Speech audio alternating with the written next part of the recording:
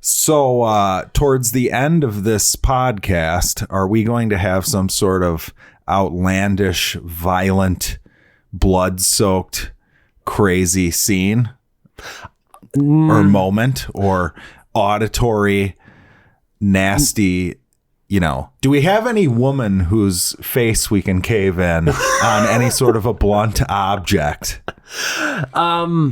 No, because we're a feminist podcast, Jackson, yes, that's true. and we believe in female rights to not have their faces caved in. No, I think we'll just do something where we kind of rewrite history a little bit. Okay. Yeah, like we're the number one podcast on iTunes. Number one downloaded. Thank you, by the way, fans, for making us the most popular podcast on the internet. We are the most downloaded and fastest growing conservative podcast. Perfect. That's Ben Shapiro, by the way. Thank you, Tea Party members. You can send your donations to a couple of dudes at boredandanoid.com. Oh, man. We'll see you at the next Westboro Baptist Church rally. Oh, my God. What if this is the first one that somebody listens to? They're like, done. Be great. But we'll take your money. We don't care where it comes from here. But no, so I'm Jackson. I am home at the movies. And this week we were bored and annoyed with Quentin Tarantino.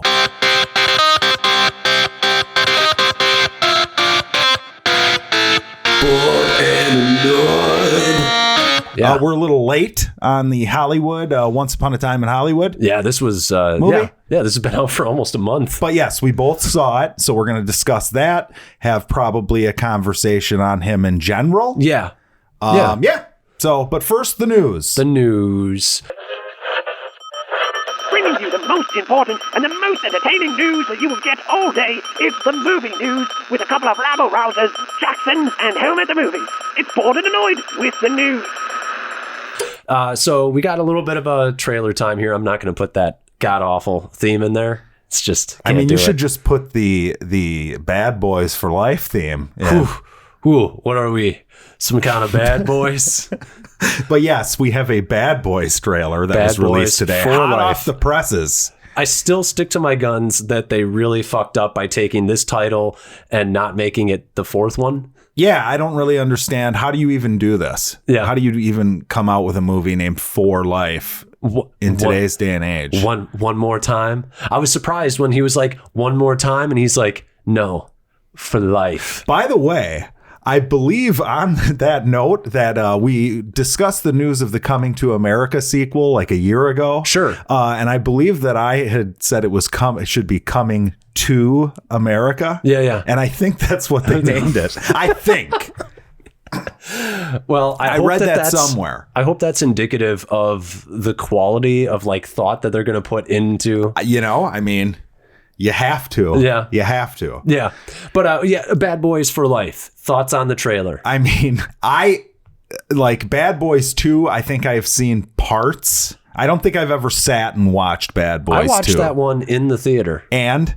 At the time, okay, I didn't have a problem with it. Okay. So I cannot finish it to this day. I feel like we probably should do a Bad Boys Revisited. I bet you Bad Boys is better than Bad Boys 2. Because I remember liking Bad Boys, but I haven't watched it in forever. I think it's sort of indicative of what happened with Michael Bay as a director. Right, he just got worse and more ridiculous. Yeah, well, and I think his ridiculousness was a little bit easier to, like, people didn't realize that this was all he was going to do for the next 20 years, maybe. He kind of like took like George Lucas's phrase, like faster and more intense. Sure. He said, no, worse and more ridiculous. Yeah, okay, right. But yeah, I think this movie looks awful. Yes, it looks like a train wreck. It looks terrible. Yeah. It will probably make a lot of money.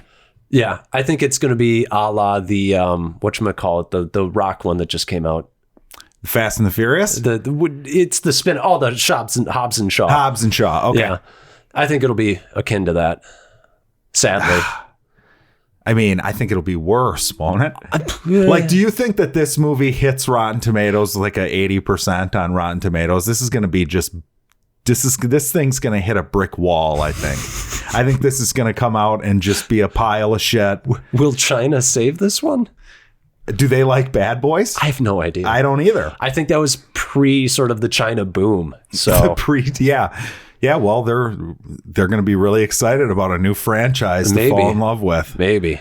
But yeah, no, I'm not excited for this. If it wasn't for this podcast, I would probably skip this movie. Oh, absolutely. Maybe we will. Who knows if we'll see this? But maybe we'll make that a that could be a fun episode, though. The Bad Boys trilogy.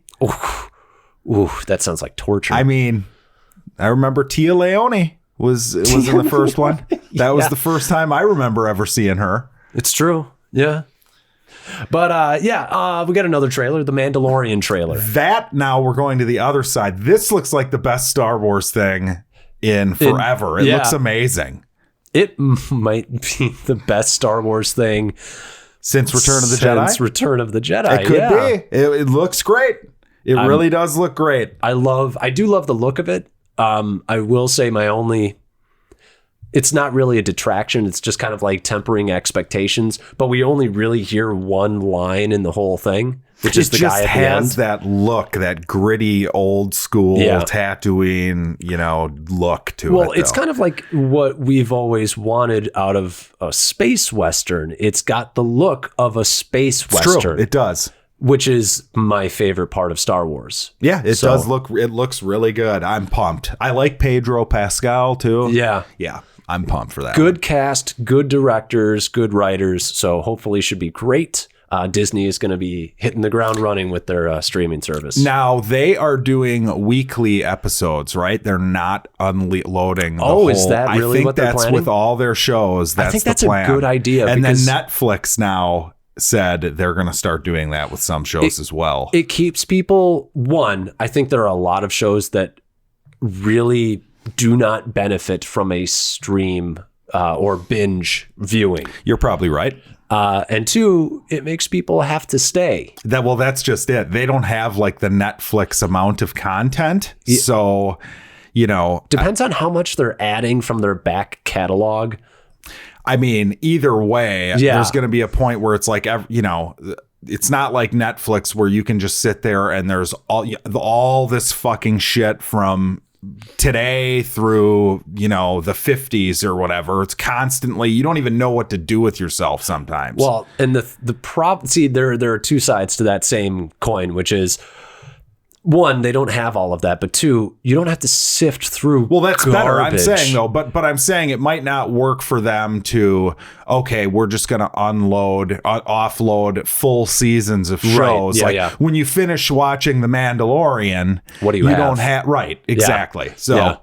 So yes, it will keep people around. Yeah. But I'm planning on purchasing the damn thing. I have to.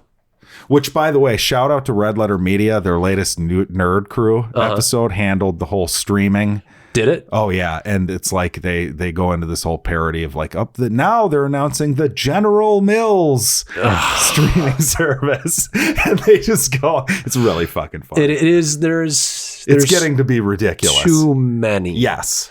But it's nothing new. We've already been dealing with the fracturing of audiences for the better part of 2 decades now. The problem is I'm just looking down the pike and I'm like, oh shit, well, The Stand is coming to CBS All Access, so I'm going to have to watch that. If that's a weekly episode thing, I'm going to be annoyed because I have to pay for like 2 months of it. Right. Instead of just, I can do the free trial for a week, watch the whole fucking thing at once. Check out what else they got and then leave. Right.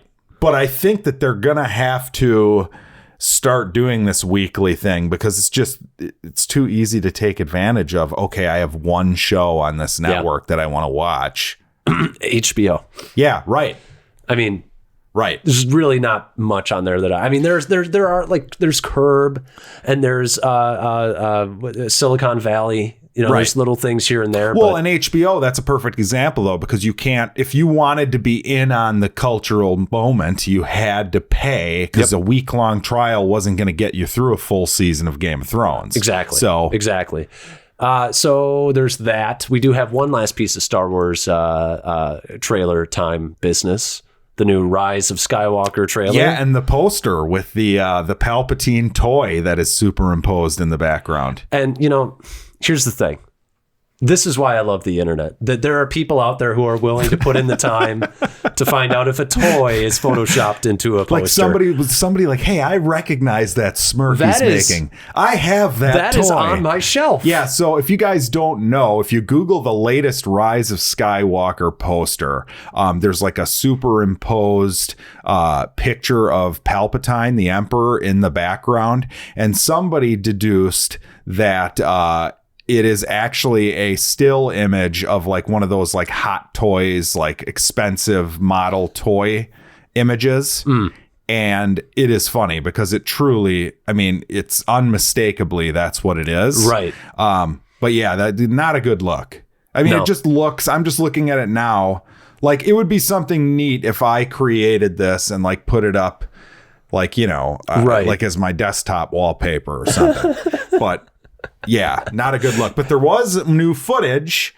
I mean, is there anything there that gets you excited? I mean, I'm excited to see what they do, I guess. I am a Star Wars fan, so I'm naturally excited about that. I'm excited to see Palpatine. If he wasn't in it, I wouldn't be nearly as excited. But the fact that he's in it has me excited, even though I know that that's just a play for my excitement. Right. It works because I know when his character shows up, he's probably going to just based on his character be the best part of the movie. Yeah, I'm intrigued. Let's put it that way. At the time when we see it, I think I'm going to really have to judge if this is fan service for fan service sake. Oh, it or is. If they find well, I mean, it definitely is.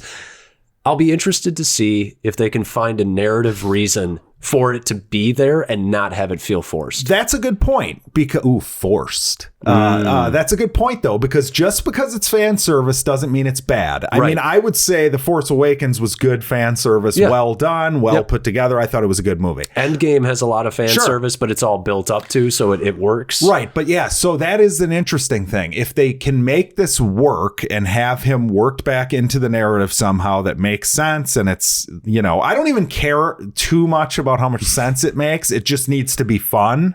But the thing about the trailer that is concerning, though, is like I'm watching my protagonist and antagonist fight. Yeah. And I'm just sitting there thinking, like, I don't care about this at all. I don't care who wins, really. I don't have any sort of emotional attachment to you planted a seed to make me care in the first one, and then in the second one it was just obliterated, completely obliterated. It's why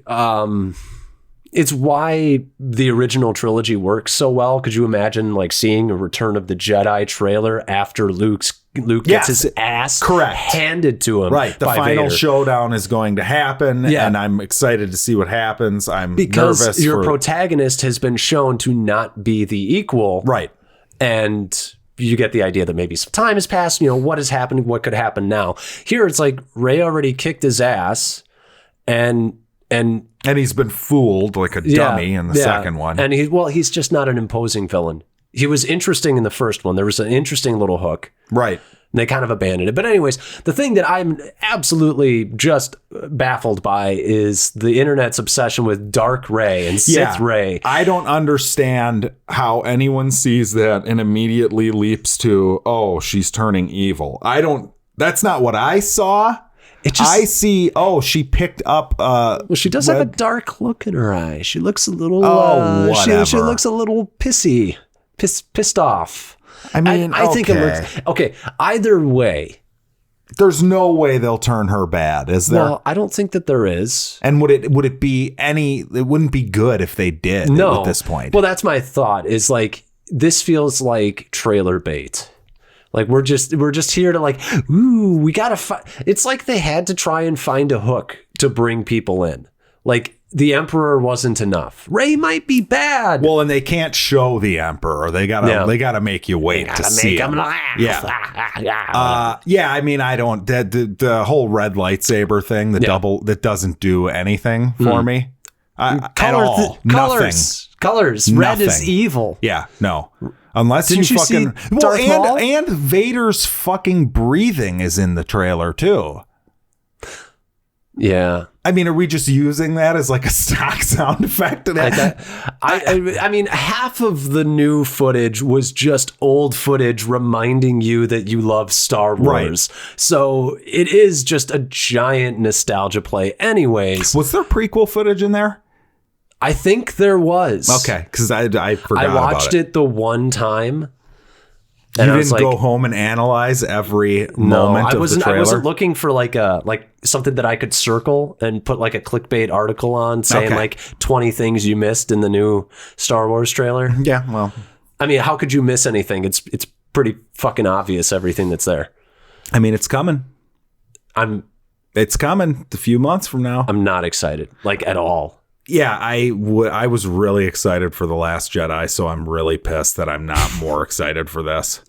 I really am. I'm upset about it. It's sad to me that a Disney Plus streaming television show has me more excited than a major motion picture. Yeah. Well, I mean, we can go right into that. We got some D23 news. Obi-Wan show. See, now, okay. I hope that this is terrible. I hope this is done in the style of the prequels. Ooh. I think you bring George in to direct a few episodes because it doesn't make sense. It doesn't work for me to, like, if Obi-Wan, played by Ewan McGregor, is in some gritty, realistic looking Star Wars universe, I feel like my brain will break inside of my skull. Because he was in the campy, terrible because he's prequels? in a green screen bonanza. Yeah, I don't know. Maybe it would work. Also, I don't understand. Like, you have to retcon his story if you're going to do a show.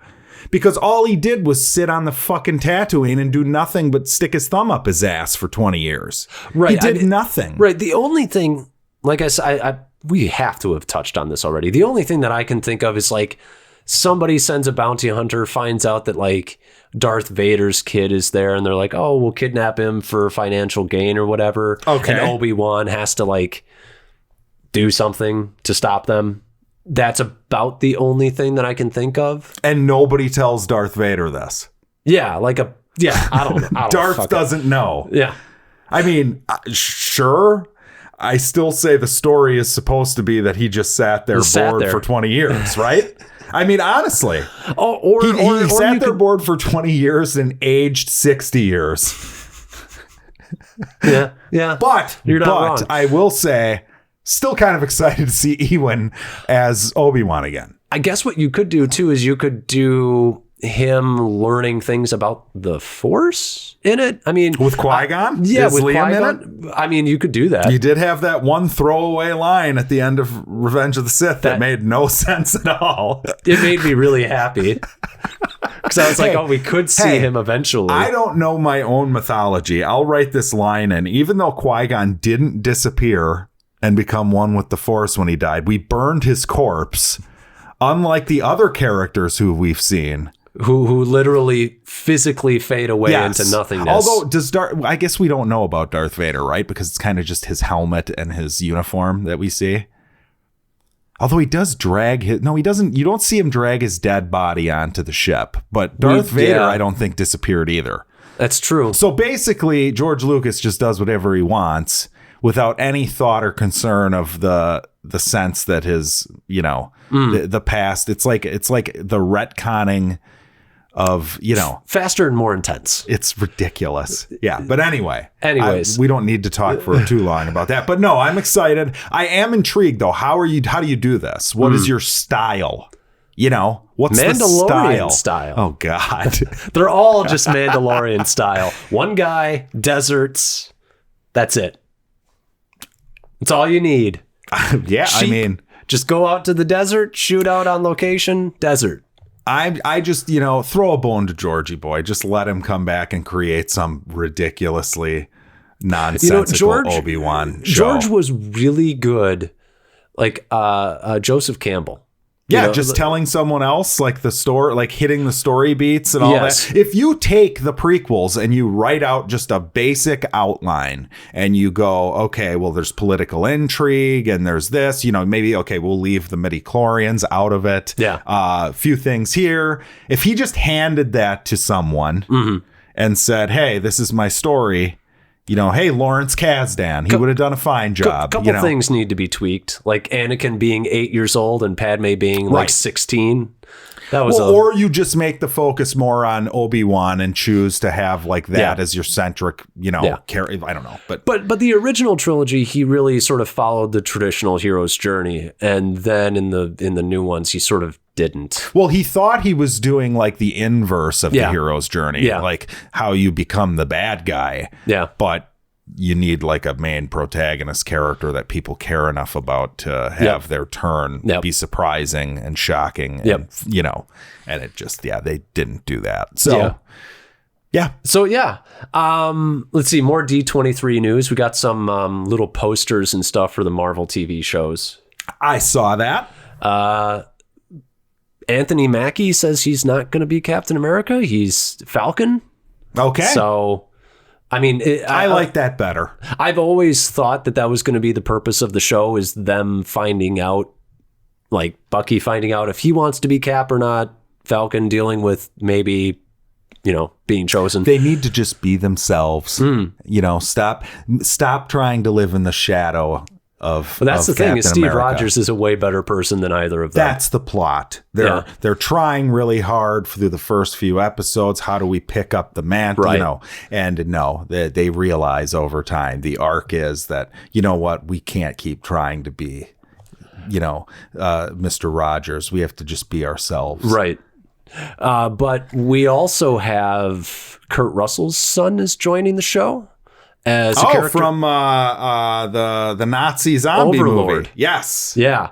He's joining it as a character who in the comics is known as a U.S. agent. Okay. He's basically a Captain America, but kind of crazy and a little nationalistic. Sounds fun. So I think the idea is you might have a government-appointed Captain America and then like the one that Steve wanted. And you might be dealing with... Got it. Yeah. So I kind of like that. That'll be a fun I like him. I like as an actor. Yeah. I've seen him in, he was in, I think, an episode of Black Mirror. Okay. He's pretty good in that. Let's see. We got a picture of Vision and WandaVision. Sorry. Oh, is that like the old school looking picture? It looks like they're like in the 50s or something. It's exactly what I was hoping for. I'm actually really pumped for this. I think it'll be fun. And then we got some concept art of the Eternals. Okay. So they look pretty sweet. I love the look of the Celestials. And the last thing from that one is we got Kit Harington is joining the MCU. Don't give a shit. Not excited about this. Don't care. Kit, not the greatest actor. Just go away, Kit. Not the greatest actor. He better not get his own movie. That's all I'm saying. We did forget one last piece of trailer time stuff. That awesome one with Emilia Clarke and the Asian guy from Crazy Rich Asians.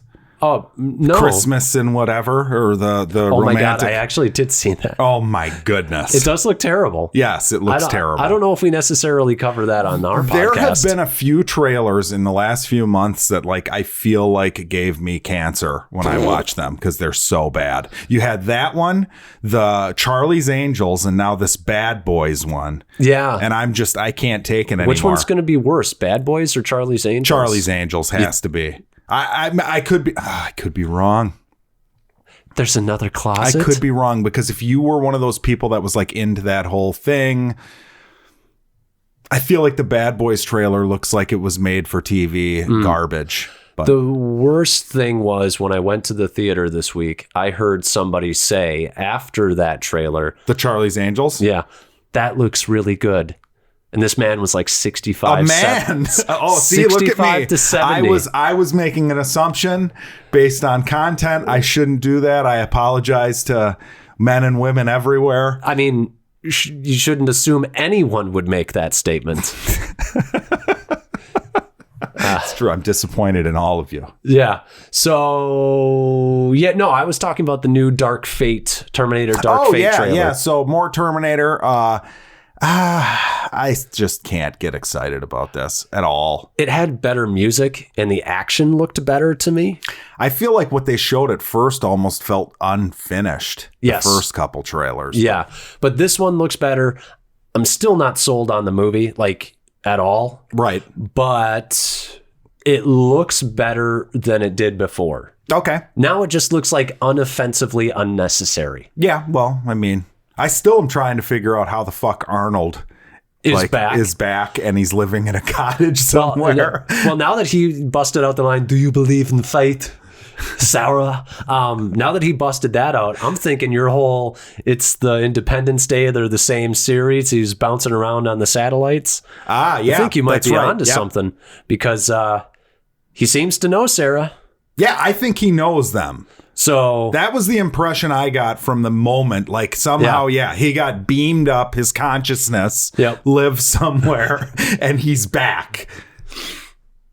I'm back. Which I feel like you almost need to do, because you can't do he needs to learn who he is again. Right. You know what I mean? You almost have to have him have an understanding of who he is. It's true. When you think about where the series is at this point, we don't have time, and the audience doesn't have the patience for that again. Correct. So, no, you're right. So he has to.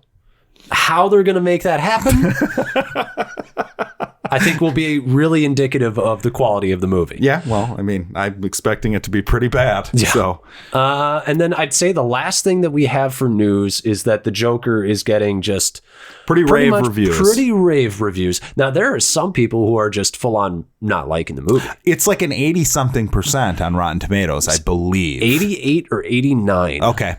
But everybody says Joaquin is great. Yeah. So we all expected that. Yeah. I mean, depending on how you feel about whatever type of portrayal of this character it is, he's going to do it well. I'm still just concerned because, and somebody, actually, I mentioned this already this week, that Pet Sematary screening in Austin whatever, it's South by Southwest. Yeah. Fucking came out with like a 90+% on Rotten Tomatoes. Yeah. 1 week after release, it's rotten at like 50% or something. Yeah. So temper your expectations, people. And no, I'm not trying to be like Debbie Downer or whatever, but this guy did make the Hangover trilogy. Yeah. Todd Phillips. Yeah. I'm just telling you, people. Yeah. We'll see. So the couple things that shocked me were the top critics. It's closer to like a 50-50 liked it and disliked it. Okay, so it's the fanboy collider type critics who are coming out and loving it. Okay. And what I'm wondering is, because some of the criticism, now some of them... We're down to 83%, by the way. Okay, so we'll see. I think it's going to be a magnificent performance. I just can't see how it couldn't be. But some people are saying, it's the lesser parts of greater movies like King of Comedy or Taxi Driver. Okay. So I'm intrigued as hell by the trailer. Yes. It looks like something I will enjoy. I will say we did get a new trailer during our little break. We did. And I'm a little bit more cautious now. Okay. And it's not due to the reviews. It was due to I was like, and maybe it's just I need to get over my rigid sort of thought of how a Joker movie should be done because of my comic lore history. Because maybe the movie is just great on its own. Right. Who cares if it follows? Yeah. So, but I'm tempering my expectations. It's funny you mention that because I did like the newest trailer, but it feels like they're holding back on what they're showing us. Like I still feel like I know nothing about this besides he's a mopey, depressed guy who snaps and becomes a criminal. That's all I know. And there's not a lot of action they've shown. Mm-hmm. And I'm fine with no action in a Joker movie. No, yeah, perfect. Character piece is fine with me. The thing that has me interested, and we'll probably have a discussion about this when the movie comes out, is some people are saying that this could be an incel, patron saint. The patron saint of incels. Okay. And some people are saying this is maybe dangerous water to tread with a movie. Okay. So I'm kind of looking at it and saying, I'll see. I will watch the movie and see what I think. I tend to err on the side of okay, well, video games don't make people violent. It's a movie. Right. It's a movie. Of course, I did say about that, whatever, Red State, Blue State, or whatever that fucking movie was. I was like, maybe we need to be... the one where they hunt the elitists or hunt the despicables. Deplorables. Deplorables, whatever. Despicables. Despicable Me 3. Hillary 2020, the Despicables. Right, yeah. But no, I don't know. I get so cautious about when we start worrying about shit like that. Like, it's all okay. So if you've heard that already, then I just feel like we can expect it's gonna be sort of stupid internet movement to be, before the movie comes out, there's already people talking about that. I don't know. Right. Well, what worries me is that it's going to be on both sides. Yeah, you're probably right, because everybody sticks, all the idiots fucking, sit there and have to take their positions and bicker at each other online behind their, YouTube screen names. Right. I mean. Yeah. But anyways, I think that's it. Do you want to go into our main topic? Yeah. Speaking of violence in film and people being upset about. Speaking about one of the most violent and influential filmmakers ever, Tarantino. I've watched his movies since I was like 13, 14. I never killed anybody. You never accidentally blew someone's head off in the back of the car, or never called a black person the N-word, or slammed a woman's head against a brick wall. I've never done any of that stuff. So maybe that argument that video games make people violent is bullshit. It's bullshit, but whatever.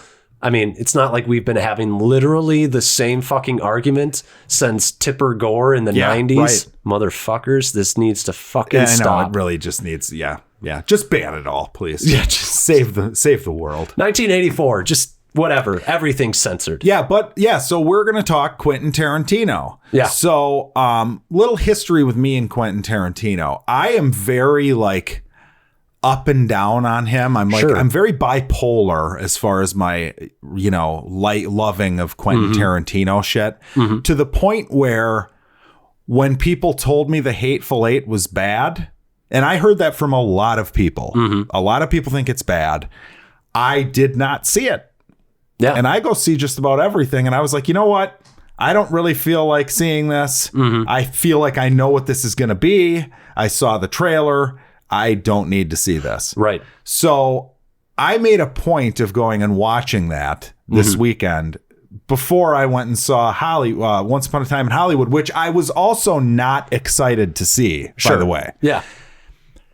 I think The Hateful Eight might be like one of those little niche masterpieces. I mean, I fucking loved it. It's like 12 Angry Men, only it's got blood and gore and fucking really outlandish, out there performances by pretty much everyone in the fucking movie. Yeah. Everyone's brilliant in it. Yeah. I thought, you people who don't like this movie, send me a message, tweet, whatever you need to do. I want to know how the hell anyone doesn't like this thing. Explain your position. Right. I'm very surprised. Yeah. I'm very surprised because my brother told me this sucked. I've heard from people that it's boring. Yeah. I don't think it's boring at all. I think you have to be interested in characters. Yeah. I think that's part of it. I think some people watched Kill Bill. Or they watched Pulp Fiction and they thought that they were going to get that sort of fast-paced of movie. No. And it's not. I had a very similar situation with that movie, which was, I had a friend say it's boring. Now, I should have known based on who the friend is because he likes explosions. I know who the friend is. Yeah. And he's like, he said that was boring. He said it was boring. And I was like, all right, well, I wasn't the biggest fan of Inglourious Bastards. It's a good movie. It's just not one of my favorites of his. Inglourious Bastards was like the turning point for me where I was like, I'm kind of done with them. I felt like that's another one where, spoilers for what I'm going to say later about the newest movie, where it was like, there's so many good parts, but as a whole, that movie just doesn't it doesn't gel for you. No. Yeah. No.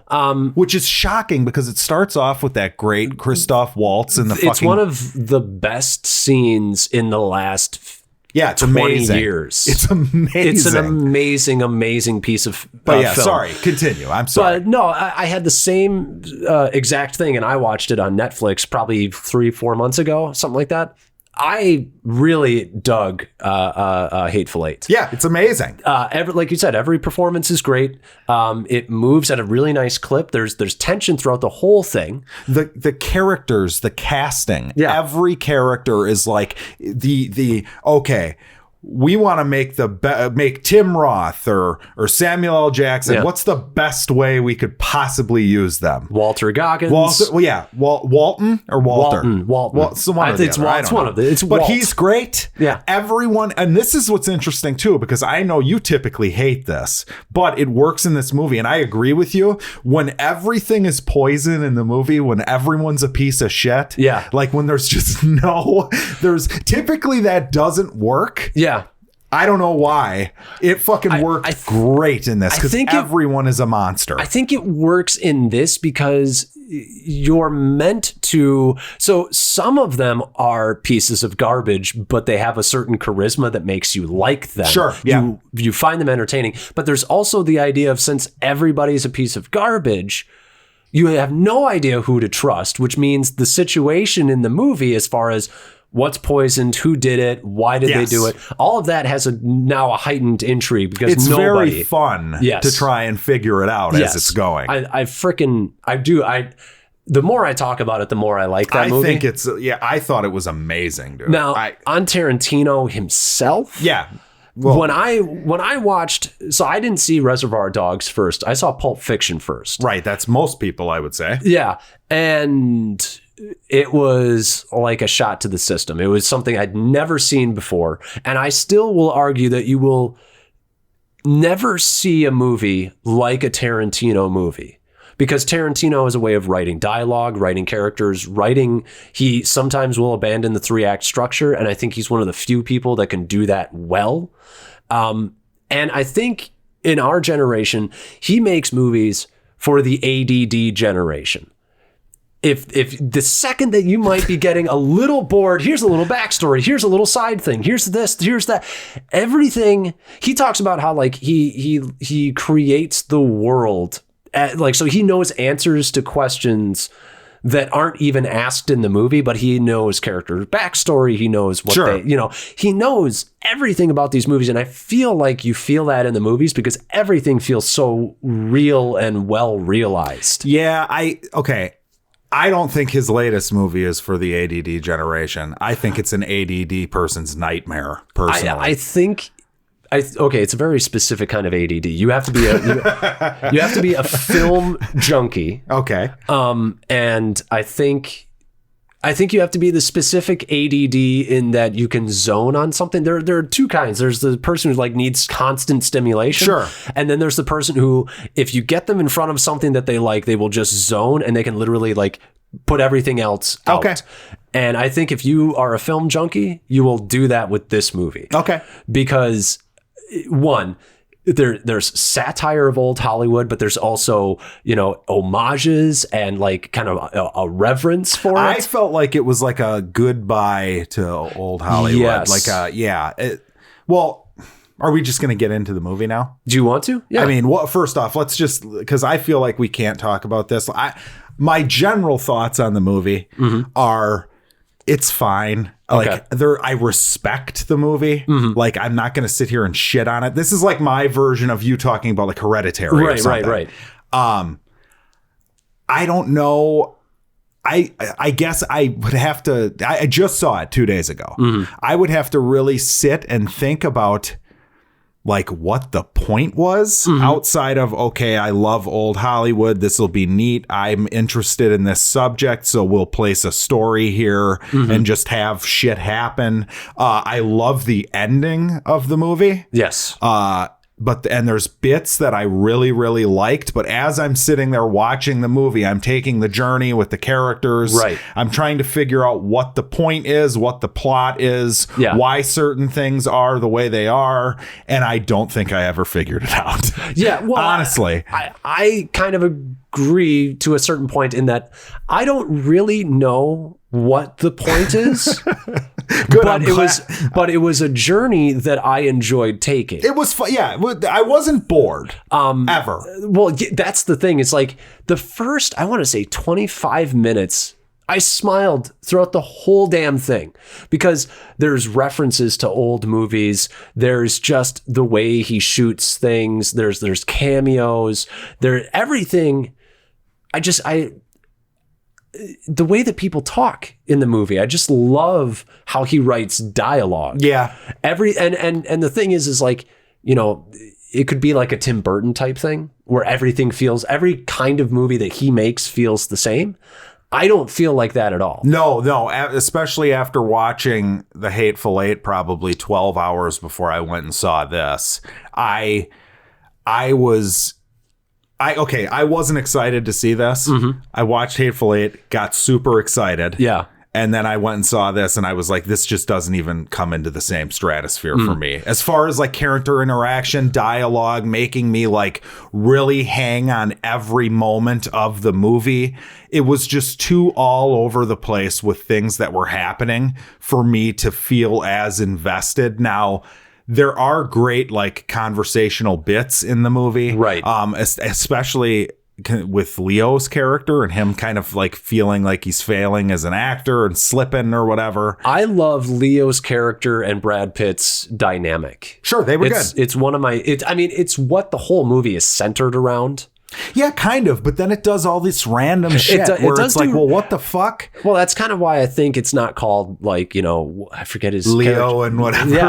Yeah, it's called Once Upon a Time in Hollywood. It sort of deals with the city.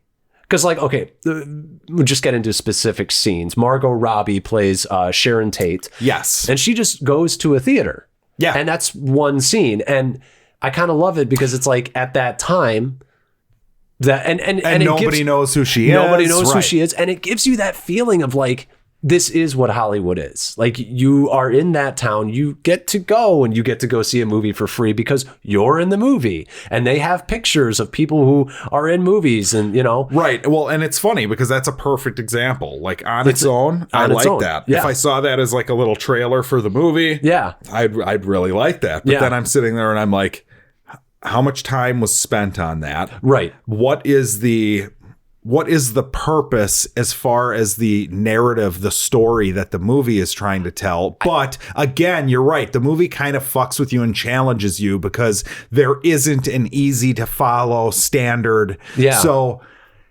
I mean, we have a nice flashback with Brad Pitt on the roof, which kind of comes out of nowhere. Yeah, when he's fixing the satellite dish or whatever. Yeah, there's a few things like that. And the thing is, that's why I say it is kind of like an 80s because it's like, oh, he's going to go and fix the thing. Oh, here's a flashback. Oh, by the way, it has Bruce Lee in it. Right. And it's peppered. Like if you understand film history or even just pop culture history for like the last 50, 60 years. Oh, yeah. He even gets into like spaghetti westerns and stuff. And you're right, because if you don't understand what a spaghetti western is, you don't really get that reference in the movie. So a lot of people probably went and saw this and were just completely turned off. Yeah. I had a fun time watching the movie.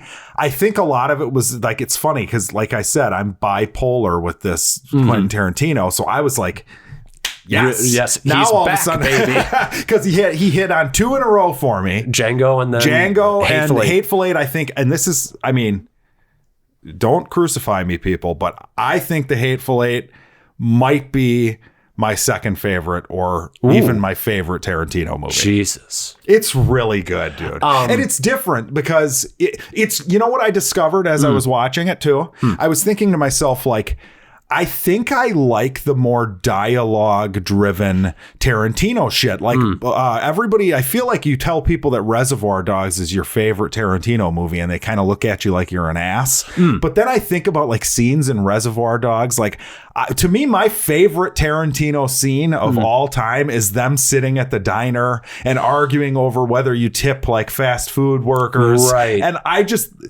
that to me is like a perfect fucking scene, and that is what he does best. You know, So, well, and that's kind of what this kind of movie is. But this movie it's why I liked it so much is that it had these homages, it had these nice dialogue pieces, but it also had these like really intense, great performance bits. This kind of great insight into like an aging actor. Sure. You had a great performance out of Leo. Maybe one of my favorite performances from him ever. Could have been his best. Well, this and The Aviator are my two favorite. I still haven't Leo seen The Aviator. It's great. But I really loved him in this. And you've got these great little scenes like when Brad Pitt, and we'll just get into spoilers now. Spoilers. So what's your grade? My grade is an A+.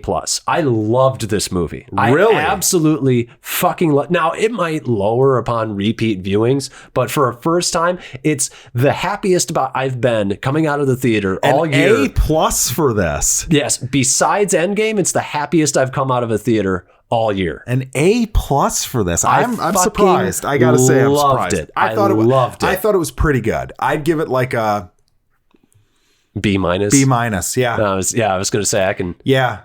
And I'm only giving it a B- because I can't, like, it's very hard for me to digest, and I can't pinpoint what I didn't like about it. Well, I can't like explain how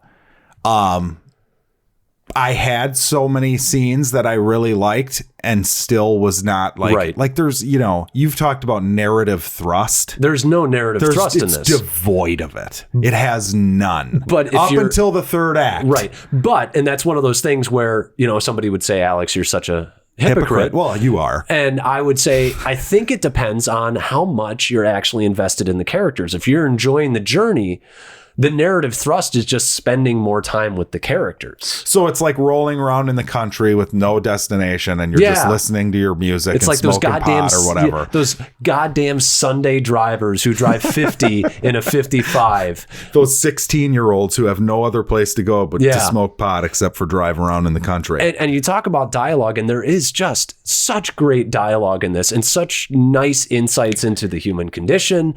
And I love the scene when Brad Pitt goes to the Manson farm. That's one of the best scenes in the movie because it's the only time that I actually had to like scoot up in my chair and be worried that something was going to happen. Oh yeah, it's the tension is palpable. Right. Well, and at the end there's tension, and we're in spoilers now. Sure. Okay, there's tension at the end, but it's such cartoony Tarantino-esque violence that it's not real tension. You're just kind of laughing at what's happening. Oh, and that's why I loved it. But yes, I want to say the thing that makes the Brad Pitt bit so great for me is the fact that we've got a Western actor, and now we're in a Western in real life in modern times with Brad Pitt. And that was a nice dichotomy to have. I loved the ending because it requires you to have that knowledge that Sharon Tate was murdered by the Manson family. You have to have that knowledge to understand. And he uses film language to make you understand that, like, this is important. You've got the voiceover by Kurt Russell, basically timing everything out. She went to this diner at this time. They went to this diner at this time. Felt goofy and out of place to me. I loved it because it felt like one of those, like...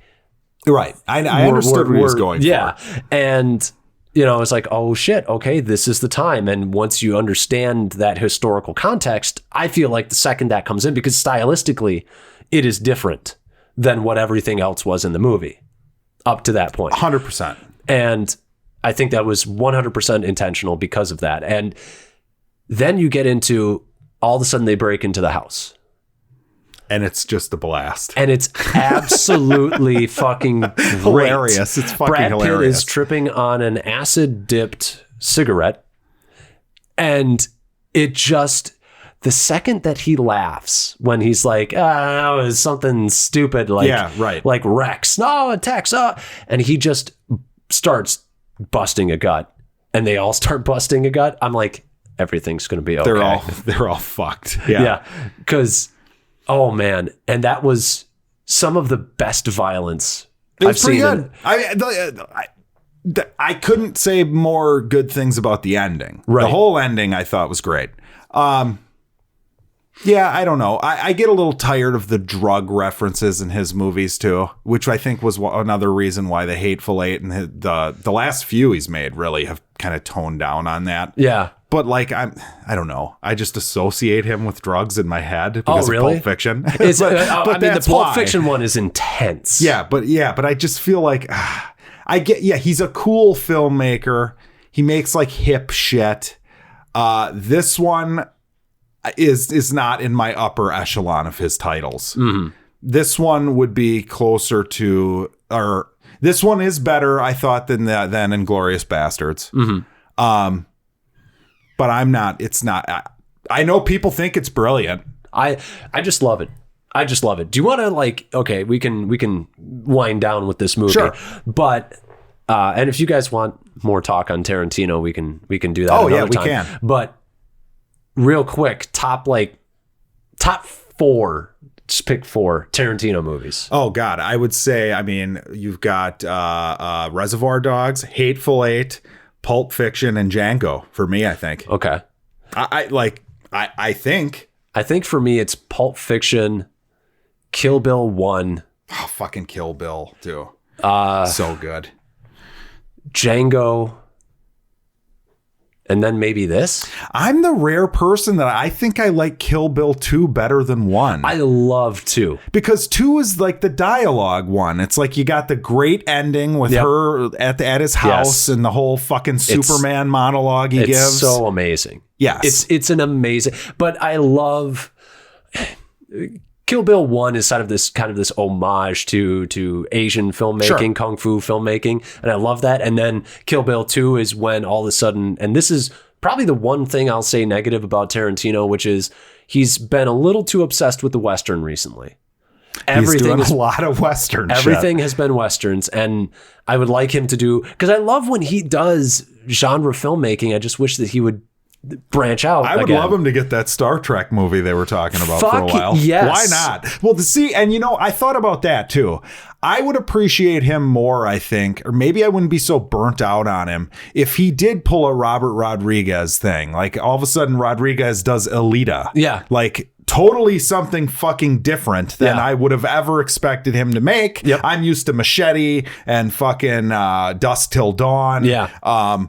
And he goes and makes Alita, and I thought it was great. Yep. So I want to see, Tarantino do something like that. I have a feeling that's not going to happen with him, though. No. I love, one of my favorite things that will never happen was that Tarantino for a while was working and toying around with doing a Luke Cage movie. That would be perfect. It would have been just amazing. It would be perfect. He's perfect for that. Yeah.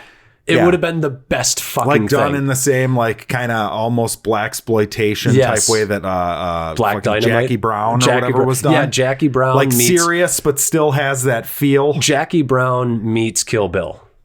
And it would be fucking amazing. Yeah, I mean, why not? But so I'm going to amend my Tarantino thing because I was kind of the stuffy guy who thinks he's kind of an ass. Yeah. I'm going to say that all of his movies are worth seeing. You're going to get an experience that's not like many other filmmakers. He's not my favorite. He's not necessarily like, I don't put him on this pedestal. Like, I don't think he's a Denis Villeneuve or a fucking even Christopher Nolan, dare I say. Oh, I think he's better than Nolan. Okay. At this point. I mean, he's never made a movie as good as The Dark Knight, in my opinion, but we can disagree. I would say they're on the same level. But anyways, I do respect his style, and I will say Hateful Eight is fucking amazing. Yeah, it's a good movie. I love Reservoir Dogs, but I was blown. I didn't think he could blow me away with anything. And the fact that it was that movie that everybody told me sucked. And then I got really excited for the new one because I was hearing people say it sucked. And I was like, does it suck the way the Hateful Eight sucked? And I'm like, no, this is a little different. But I can understand why people love it. I would say the story of your life happens to be expectations. Yes. Because you were talking about that with another movie recently. I can't remember what it was, but there was one where you're like, I thought this was going to be terrible, and it was great. Yeah, it happens. I think if you think it's terrible, you have a better chance of enjoying it. I think that's absolutely true. Yes. Except when you see like a Suicide Squad. But Shit we watched? Whoa. Shit we watched. Yeah, so I have a fun one. Okay. I am through 2 seasons of Cheers. I've never watched it. This is my first experience with it. Frasier was just introduced a few episodes ago. I'll tell you what I did. What'd you do? I watched all of the Frasier episodes. I Googled all the ones he was in. I watched all of those episodes. Really? Yep. Oh, that's interesting. Yeah. So it was great. I loved it. Yeah, he's great. He's show a little is different at the beginning. That show is really good, though. Like, it's funny because the first thing I thought of was The Office, because every Office episode kind of starts with this like cold open. Yeah. Like it's a random funny scene. Yep. Doesn't necessarily tie into the episode. Yes. I mean, you have things like Kevin bringing his chili in and spilling it, like stuff like that. Yeah. And Cheers has that. Yep. So Yep. I'm immediately like, oh, okay. And it's got good characters. They're introduced like really well. Norm and Cliff are great. Yep. I like the show. I really like it. I don't think it's as good as Frasier, though, so far. I agree. I mean, to me, it's not in the top, and this might be sacrilege for some older TV viewers. It's not in the top sitcoms for me. I mean, it's like, okay, it would be like in the top 10 for sure. Okay. Maybe even top 5, but it's not top 2 or 3 for me. Well, it's one of those where it's kind of creating the template that would be used moving forward, Sure. and everybody probably does a better job of using that template as time goes on. Not everybody, I shouldn't say that. But you know what I mean? Like, it's no Home Improvement. it's no, what's the nerdy guy show? A Big Bang Theory? Big Bang Theory, Yeah, right? certainly. No, but it is very good. I think what it's missing, and this is expectations again, because I'm going into this as a Frasier first, Cheers second viewer, which is obviously the yeah. So I'm going in. Frasier had more like emotional heft. Yes. Like there were episodes of Frasier that were genuinely like really like made you almost cry. Yes. Cheers does that in like every episode. There's like some little touching bullshit at the end. Yeah. But it never has any weight to it.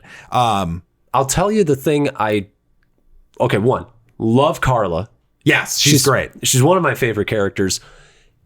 Can't get behind Diane. No, not a big Diane fan. She's a nuisance. She drags down the whole show because she's an irritating character. Yes. Purposely written and irritating. Purposely, yep. Yes. Yep. You can do something on purpose and it's still not work. And it doesn't work for everyone, right? Yeah. It's another one of those shows, though. I feel like the side characters are great. Like Coach, the old dude who's the bartender, is great. Yep. I haven't gotten to Woody yet, but I'm really excited for Woody Harrelson. Woody is great. That's what I hear. Yeah, he's great. And fucking, like I said, Norm and Cliff, you know, Norma, and he's like that guy at the bar who just knows a ton of useless information about everything. He's pretty damn funny. Fucking great. He's so good. But yeah, it's, so far I'm enjoying it. I will continue this journey and I will keep everyone posted on how it goes. I'm sure it takes a dive. Okay. Like Kirstie Alley years, I'm expecting it to really take a dive. That's my guess. But well, we'll stick with kind of sitcom-y kind of stuff. Okay. I watched Glow season 3. And? It started out with 2 of the worst episodes of the series. Okay. It found its footing eventually. It's still a great show because the actors are great. They're in Vegas this time because their show got picked up for a nightly I have renewal. to watch this one, so be careful. This is on my list. I just never... The ending, the very last scene is something that bothers me because it felt contrived. They needed a character to do something, so you've got a hook for next season. But for me, I understand why they were writing the character to do the thing that they did. But it was so self-defeating that it does not feel real. Okay. I mean, I'm somebody who's gotten in my way more times than I've helped myself in my life, and I still can't possibly understand why somebody would do what this character did. So it breaks any logic. Yes. I hate that. Yeah. It otherwise, because it's like 8-episode season, otherwise 6 of those episodes are good to great. Okay. So I recommend it. So better than Dark. Definitely not. I I will say this. They added more boobs this season, and it felt completely unnecessary and over the top. I mean, that sounds like a plus to me. I mean, you know, if that's what you're watching it for, sure. But to me, it felt like it reeked of desperation.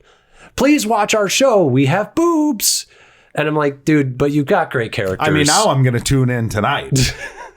Just skip to season 3, it sounds like. I think there's some in season 1, episode 1. I think, if I remember correctly. Anyways, we can get off boobs. So watch the first episode and then skip to season 3. All right. What else do you have? Let's see. Well, I went and saw a couple more movies. Sure. I saw Ready or Not. Yeah, Did you not. see it? No, I did not. Oh, it's good. Okay. It was a really fun time. It's what everybody's telling me. It's just a blast. I'm seeing it. Yeah, that one. And what else did I see? Oh, I saw. That one is like hilariously funny, I thought. Mm-hmm. All the performances I thought were good. It was weird to see Andy McDowell play a character that I didn't want to punch in the face because I don't like Andy McDowell. Yeah. She's the boring. What's the Groundhog Day? Multiplicity. Yeah, she just makes me want to go to sleep. But sorry, Andy. But wow, it's harsh. Yeah, she was good in this though. And that Henry Cerny guy who was like the guy chasing down Tom Cruise in the original Mission Impossible, he's great in this. I thought it was really good. Hugo Weaving's niece is the main character. Oh, she was good. Very good horror screamer. By the way, she really. She really nails the Scream Queen thing. Yeah. All right. Yeah. So I was impressed. But the movie's fun. It's kind of a comedy / horror, really fun time. Has things to say about kind of these patriarchal families, rich people, whatever, creatively told. But yeah, that's a fun one. And then the other one I saw was the Peanut Butter Falcon. Oh, yes. Yeah. Shia LaBeouf. I don't know what he did exactly to lose his career for the most part, but he's really fucking good. And he's great in this too. He did that really weird thing where he did a traveling show where he went to museums and told people to make fun of him or something. He's a weirdo, I think. But yeah, have you heard? Do you know anything about this movie? I know that it has a real mentally challenged person, autistic person, Down syndrome. Yep. And they're the real actor. I did see the trailer. I thought it looked really great. It is good. Like very good. But yeah, basically this kid, he's in an old folks home because they don't know what else to do with him, right? So what's her name? Dakota Johnson is kind of like his caretaker at the old folks home. He wants to break out and go to a wrestling school. Yeah, that's right. Yep. And the kid was great. Shia LaBeouf though is great. He's going to be in my little best actor group at the end of the year, I think. Wow. He was really good. And it's touching, but without being like overly like This Is Us-ish, like that really manipulative shit. Yeah. Yep. So it's kind of like a light tearjerker, which is what real life is usually like. Yeah. You know what I mean? Yeah. Like just because something's touching doesn't mean it makes you want to go throw yourself off of a fucking building. You know what I mean? So it has that. Great movie. Great little movie. I loved it. Thought it was great. I'll give that an A-. Wow. Yeah. Okay. I mean, those are both movies I plan on checking out. So I guess everybody else should check those out too. Yes. I'm just going to keep with my Netflix viewing. I watched, and I'm not finished with it. I have, I think, one episode left. Dark Crystal: Age of Resistance. Okay. You have one left? Yeah. Okay, I'm excited to hear how this is without spoilers. Yeah. So I really dug the shit out of the beginning. Okay. You don't see this kind of craft anymore. Sure. This magical world. The music in it is usually very beautiful. And then the story kind of meanders. And then you kind of realize that the characters don't really have arcs. And then you realize that they get things. It's one of the worst things about fantasy movies in that people magically get a thing or learn a thing, and it's not due to a choice or a character. It's not hinged on choices or character growth. Okay. It's just magically gifted. Got it. And things feel unearned because of that. Also, there's sort of like this. The Skeksis are the bad guys in it, the big bird people. Bird people, right. There's no real logic as to why the people who are afraid of them should really be afraid of them and not be able to take them on. They're slow, they're lumbering, they're idiots, they're not shown to be good warriors, Okay. and there's like 7 of them. Like, it's not like they And have... for some reason, they're like this terrifying... There's this terrifying force that nobody can take them down. They're oppressing literally multiple races of beings on the planet, but they're like 7 dudes who like kind of hobble around and like fight each they're other. Puppets, Alex. I know. I don't give a shit. Actually, those ones are real people in suits. Oh, now they okay. are being puppeteered, like the parts of the mouths, but they're people there. So that's why they dominate, is because they're people against these puppets. Yeah, that's But why. overall, is it worth watching? I'm starting to think not. Wow. Because I've heard good things about this one. It really fell off a cliff for me. Oh, that stinks. I really enjoyed the first, I want to say 3-4 episodes though. And then it just No it just- boobs, then, it just, I take it. No boobs. Yeah, None. see, that's None of the those key. puppet boobs. That's the key. That's what the people wanted. You know, I mean, Team America all over again. Oh God, yeah. I watched a highly beloved critical darling of this year. Sure. One of the most highly touted, Booksmart. Oh, good. Booksmart. I'm glad one of us finally saw it. Olivia Wilde directed it. It's, yeah, you know, I hate to do this because it's how it's been described. Okay. And it's just, it feels like a cop out to just call it this, but it's like super bad with girls. Oh, really? But Okay. it is. It's very much that. Some of the stuff worked for me. I liked the soundtrack. I liked the music in the movie, but it's like you're pumping music onto us the whole fucking movie. Like there's a lot of loud music. I sound like such a crotchety old asshole, but it's a very touching movie. It's funny. Okay. The 2 leads are very good. I believe one of the leads was the friend in the movie Lady Bird, which I thought was the best movie 2 years ago. Okay. Yeah, I would recommend it. I'd give it a B. I thought it was good. I thought it was really good. I didn't think it was the greatest fucking thing ever. I don't know how people think it was the greatest thing ever. But it was good. I enjoyed it. More from Olivia Wilde as a director. I would be happy to see more of her movies. Cool. But Well, that's a good thing.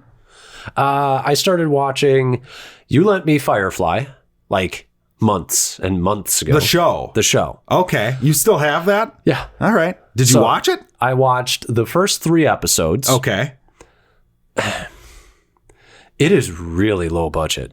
Like, oh yeah, it's like old school Fox. Like, yeah, like holy shit. Like, I don't think it. Okay, it puts you in that mindset of like kids don't realize what they have today, kind of mindset. True. Because like they go to a fucking like shipping yard and they just put like tarps over like shipping containers. It's very like Sci-Fi Channel feeling. It's very low budget. The characters are pretty likable. It's this theme song made me laugh. Oh, come on. You don't like that theme song? It just You can't take the sky from me? Yeah. Come on now. They lay it on so thick of like the space cowboy thing. Oh, it's so good. I mean, it's almost okay, it's not even almost. It is like intentionally like hilarious, I feel. But I like the ideas about it more than the execution so far. It's kind of one of those things that because it is low budget, you have to sort of fill in the gaps a little bit on your own. That's where I'm at. Mal's great. The main character, Nathan Fillion. How he's never really had like the biggest career is beyond me. He's super likable. He he's great. I mean, he's got friends. He's friends with both Joss Whedon, who's the writer and creator of this show. Right. And he's great friends with James Gunn, who are like big time directors. How is he's he on just not Castle? that guy. He's not that It's that wrong. type. It's wrong. He is really good. He's got a lot of charisma. He does. Yeah. He does. And those characters there's a few. I like Adam Baldwin. He's kind of like the dumb brute.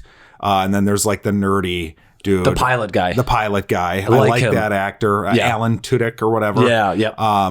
It's got Vanessa from Deadpool is the prostitute character. Yes, that's correct. Yeah. And she's good. Yep. She's kind of annoying, but she's good. The one I who like gets- all the characters except for the doctor guy, or I think he's a doctor who has the sister. Yes. He annoys me. He's not the greatest actor either. No. And that was kind of the thing too, is like there are some really great actors on this and there are some not so great actors. So I've been told like this is one of the greatest sci-fi series of all time. It's a tragedy it was taken off the air. So I will be interested to see if I get to that point by the end of the series. But right now I'm like, it's pretty good. It's okay. Oh, come on. Like You just don't tell anyone that if you finish the series and you go, well, the thing that sucks is it didn't get a real finish. Right. First of all, although it did get a movie. Yep. Which is good. I watched the movie. You've seen the movie? I've seen the movie. I've seen the movie. I saw the movie before I ever saw the show too, actually. Farscape. Did you ever see Farscape? No. I loved Farscape. Now, I Okay. have no idea if it meandered off into garbage. I only watched like the first 3 seasons. Sure. But that was one that I really enjoyed. Okay. So you can shit on that next week. I mean, I'm not going to go watch Farscape. Oh, so, okay. I mean, Fine. I'll go and buy it and lend it to you, and you can watch it in 3 months. Find me the massive groups of fans who are begging to have Farscape brought back after its awful cancellation. I mean, well, it was a series that actually warranted multiple seasons. So What? Hey, he knows not what he says, people. us Firefly fans. we'll see if I forget. become There's a one. name for Firefly fans, and I can't remember what they're called. There's like a name. Firefighters. Whatever they like call the crew, I believe. Oh, okay. Like coppers, brown coats, maybe. Brown I coats? think it's brown coats because Mal wears a brown coat. Okay. What else do you have? Do you have anything else? I think I do. I have a couple horror movies. First one was called Madman. This is a slasher from the 80s about Madman Mars. And basically these people at a campfire say his name. I was going to say, like, this sounds like a These people- special recipe of awful. This guy tells a story about this madman who like murdered his family or something at like a campfire. He's at a camp. There's only one kid there and the rest are counselors at the fire when he's telling the story. That's a really unsuccessful fucking So he camp. tells the story and he says, but if you say his name, he'll come, blah, blah, blah, Madman Mars. And somebody does it, of course, tempts fate. So the rest of the movie is this Madman Mars character he's wearing some sort of like prosthetics. He's kind of a monster, kind of not, but he is going around killing people in the forest at the camp. Just like Mr. Jason Voorhees. Yeah. There's some creative kills in Okay. it. There's one where someone's hanging their head into like an engine block in a car and he jumps on the hood and decapitates a woman. All right, that's fun. There's a good hanging in it, actually. Oh, everybody loves a good hanging. A nice solid hanging, but it is terrible. Sounds It has terrible. a great theme song, though. Oh, okay. Great. Like in the way that you're picturing like this epic like theme song. It's not that, but it's fantastic for what it is. Okay. The other one I watched was actually a great movie. It was called The Changeling. I've heard of this, I think. It is a haunted house movie from the 80s. And it stars George C. Scott, Mr. like at twilight of his career. And basically it's a pretty standard haunted house movie. He moves, his family's killed. He moves to a haunted house or a house. He doesn't know it's haunted. It doesn't say haunted house on the front, but he moves into this big mansion in like Seattle.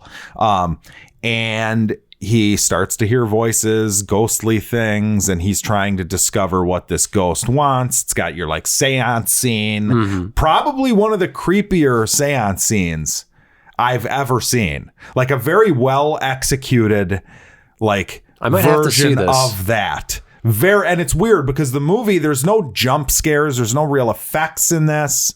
It's kind of just a slow burn, like character driven, interesting movie. I thought it was really good. So I would recommend that. And this is one that I tried to start watching a few times. It's on Shudder, and I just wasn't in the mood to watch it. But then when I finally did, like, sit down and, I got nothing to do today. I'm gonna watch this movie finally. I would give it I'll give it an A-.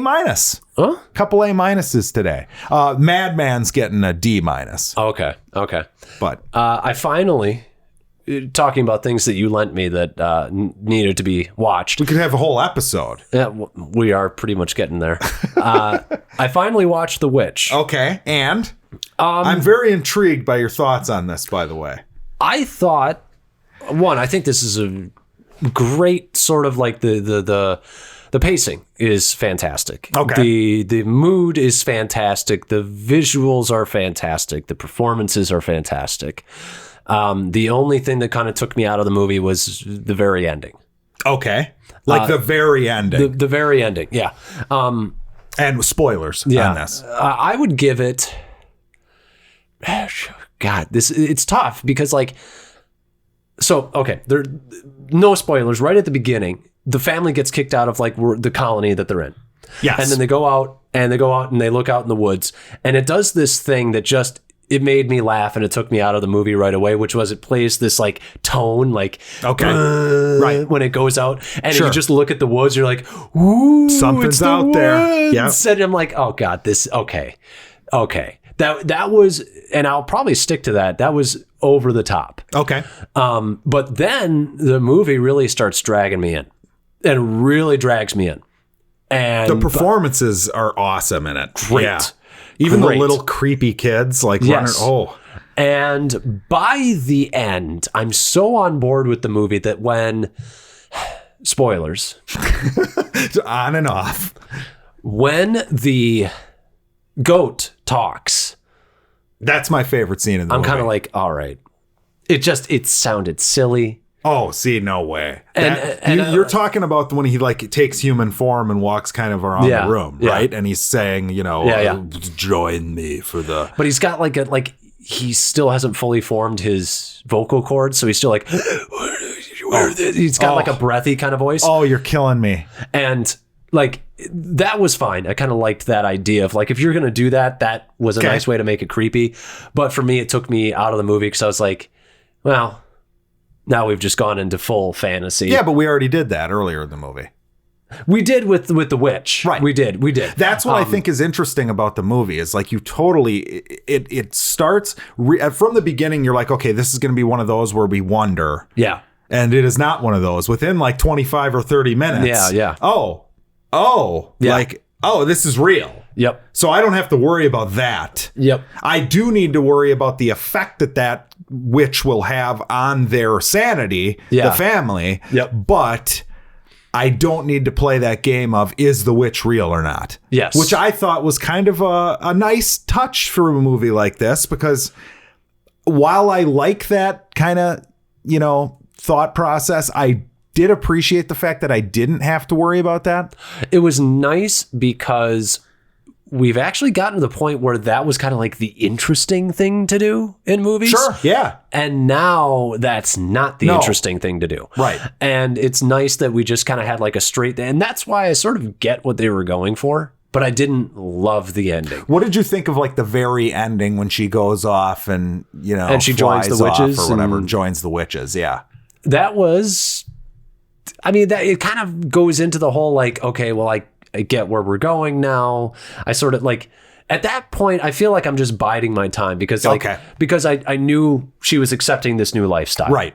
So it was just kind of over. That's funny because the first time I saw it, I felt a little bit let down. I watched it again and I thought it was great. Yeah. It's one of those weird movies. Love the father. Yes. Father is my favorite. Once you start to learn like his dialect and be able, because at the beginning when the movie started, I couldn't understand a fucking word anybody was saying. He's got one of the deepest voices in like human history. God, yeah, the whole cast is good. Yes, the mother, the mom, father, Anya Taylor-Joy is Anya great. Taylor-Joy is. She really has kind of cemented herself as being like one of like. She's kind of like the new it girl for me as far as like Hollywood. It was her and that other girl in Thoroughbreds, but that other girl just hasn't had enough work for me to look into. Too. Yeah, but goddamn, she's good. But the dad, he's one of the Skeksis in the new Dark Crystal. Oh, really? I could see him in Dark Crystal. Oh, I could just the actor just makes sense for and Dark Mark Crystal. Hamill's in it. They actually kind of have a star-studded cast. Actually, Anya Taylor-Joy is in it too. Oh, really? Yes. Wow. Yeah. So it's basically a sequel to The Witch. Yeah. Yeah. Well, I loved aspects, but the ending was the thing that dragged it down because that'll happen in a movie too. And it's funny though when you're critiquing a movie and that ending thing happens.